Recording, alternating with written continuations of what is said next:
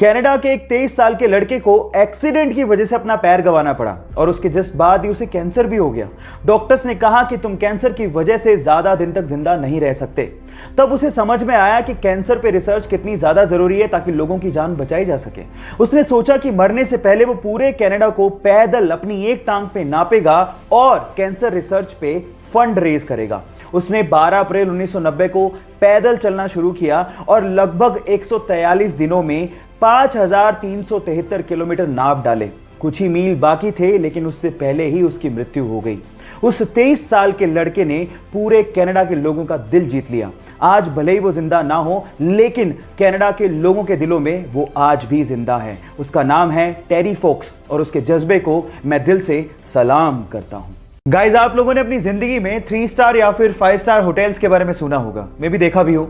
लेकिन क्या आपको पता है कि इस दुनिया का एकमात्र 7 स्टार होटल कौन सा है और कहां पे है? डोंट वरी, अगर नहीं पता तो मैं आपको बताता हूं। दुनिया का एकमात्र सर्टिफाइड 7 स्टार होटल दुबई में है जिसका नाम है बुर्ज अल अरब और एक्चुअली जिसका मतलब होता है अरेबियन टावर। और गाइस, अगर आपको यहां पे एक रात के लिए एक रूम चाहिए तो आपको 1,70,000 रुपए तक चुकाने पड़ सकते हैं। लेकिन अगर आप यहां पे एक शानदार स्वीट किराए पर लेते हैं तो एक रात के लिए आपको 11,50,000 रुपए तक किराया चुकाना पड़ सकता है। सो गाइस, इसके पहले तक क्या आप ये फैक्ट जानते थे? और अगर नहीं जानते थे तो चैट सेक्शन में लिखना मत भूलिएगा।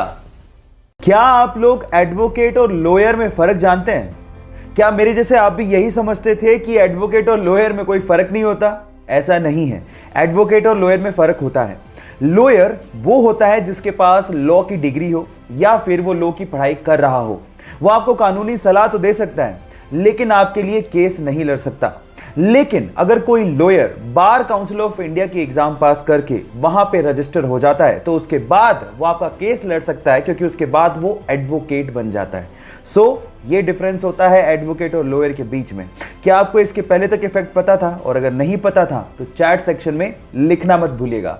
गाइस, मान लो कि अगर किसी दिन डॉल्फिन और शार्क की भिड़ंत हो जाए तो क्या होगा? तो आप लोग कहेंगे कि प्यारी सी दिखने वाली डॉल्फिन इस खतरनाक शार्क का क्या बिगाड़ लेगी। तो आप गलत हैं।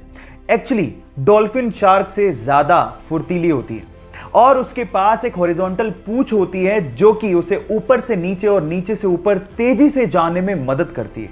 और इसी वजह से डॉल्फिन अपने मजबूत मुंह से नीचे से ऊपर जाते हुए शार्क के नाजुक पेट पे हमला कर देती है। और यही वजह है जिसकी वजह से शार्क डॉल्फिन से डरती है। गाइस, जो दिखता है वो होता नहीं है।